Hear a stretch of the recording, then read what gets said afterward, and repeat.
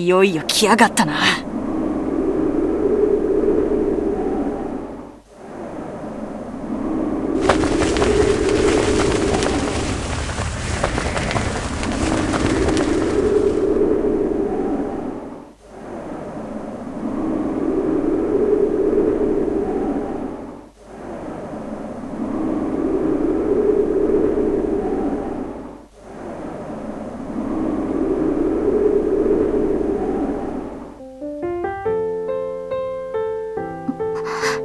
そうそうさ。劉備よ、孫作よ、我が絶報を受け止める勇気はありや。ご主人様。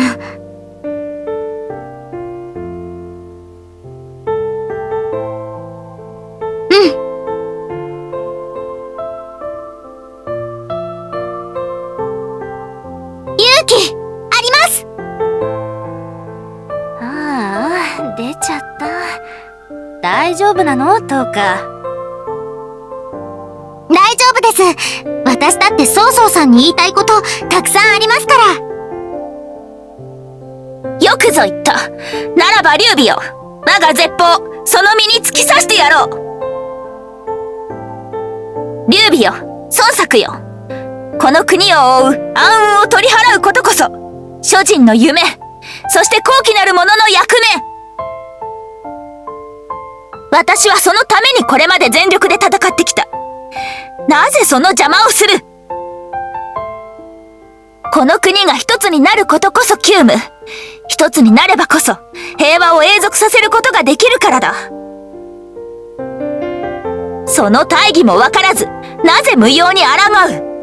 天津さえ自国の利益を守るために同盟を組むなど、その所業はこの国にとって有害無益でしかない。それは違います。私たちだってこの国の未来を憂えています。だからこそ孫作さんと同盟を組み、戦いをなくそうとしてるんです。曹操さんの破業、その大義っていうのはよくわかります。だけど曹操さんがその破業を実現させようとすればするほど、この国は戦火に巻き込まれる。そんなのおかしいですよ。国を一つにしなければ真の平和など訪れるはずがない。それは歴史が証明している。大陸に複数の国がある限り、剣暴巻き起こり、十数吹き荒れ、その結果として大乱が起きる。その乱は秦の始皇帝による統一によってしか収められなかった。その後もそうだ。秦が没落し、割拠となった時に、吹き荒れた大乱は諸人の暮らしを奪い、夢を粉砕した。その長きにわたる悪夢も、大祖によって国が統一されてこそ晴れ渡った。複数の国家による平和など幻想、知人の夢でしかないというのがなぜわからん。確かに、曹操さんの言うことには一理あるかもしれない。だけど今、破業を実現させようとして巻き起こっている戦いでも、力なき人々は涙をこらえ、唇を噛み締めて耐えているんです。そんな人たちを大義のためにと言って切り捨てるんですか？私はそんなことできない。今は昔とは違う。曹操さんだって、孫作さんだって、私だって、諸人を苦しめるような政治はしない。だったら、制度としての統一なんか必要ないじゃないですか。みんなの中にある他者への優しさ、この国をかけがえのないものと思える心、それさえあれば人は生きていけます。人の心など変化するもの、そんなうつろな善意にすがっていて平和など実現できるものか。この国を守りたいというなら、劉備よ、孫作よ、我に下れ。察すればすぐさま平和となろう。違うんです。それじゃ意味がないんです。たった一人を頂点として平和を実現しても、その人に何かあれば、その平和は簡単に崩れ去る。それじゃあ意味がないんです。みんなで心を一つにすればこそ、長く続く平和を手に入れることができるのに。だから、曹操さんこそ軍を引き、破行を捨ててください。私に破行を捨てろだと？そう猛徳に天下を見る者がいるからこそ、私は波動を行くのだ。それこそが我が破行の。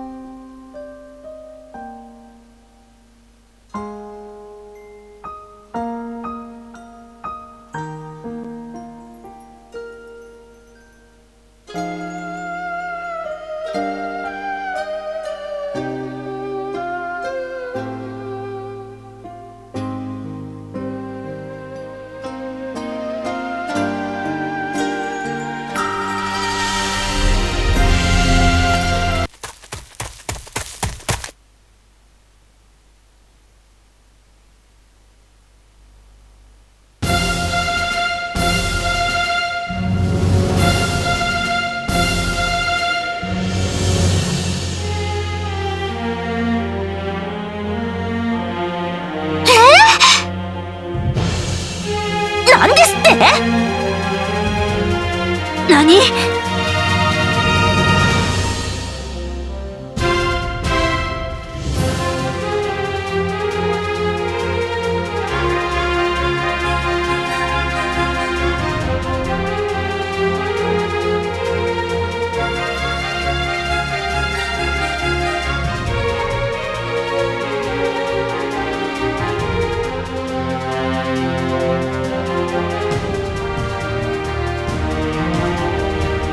曹操さん、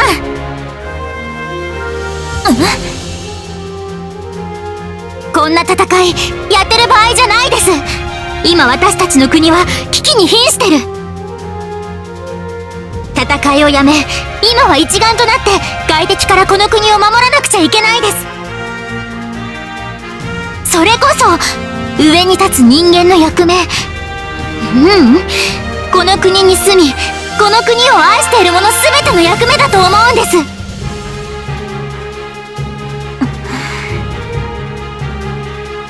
私は行きます。この国を守るために、この国に住む全ての人々を守るために。ご主人様、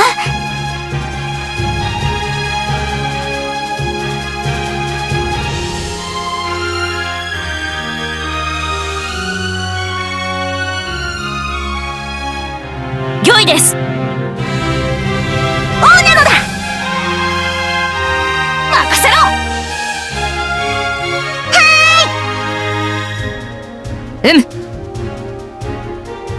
よっしゃ。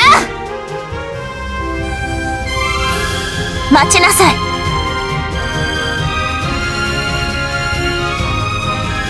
劉備軍だけで300万の敵を防げるはずがないでしょう。春蘭、周蘭。はっ。関羽、張飛と共に南西へ赴きなさい。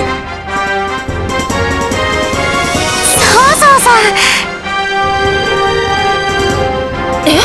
でも西方を放っておくわけには。我が軍の主力だからこそ他領の防衛に向かわせるのよ。それが誠意というものでしょう。覇王の衣を脱ぎ捨てるのですね。周蘭の言葉によって鎖は断ち切れた。私は私として振る舞うわ。この国の未来のために。御意。それでこそ我らが愛しき主のお姿。この命に変えてもあなたを支えましょう。ありがとう孫作。何？あなたはどうするのかしら。呉を守る、それが私の使命。まあついでに呉の友人を守ってみせるのは私の誇りかな。曹操さん、セレンさん。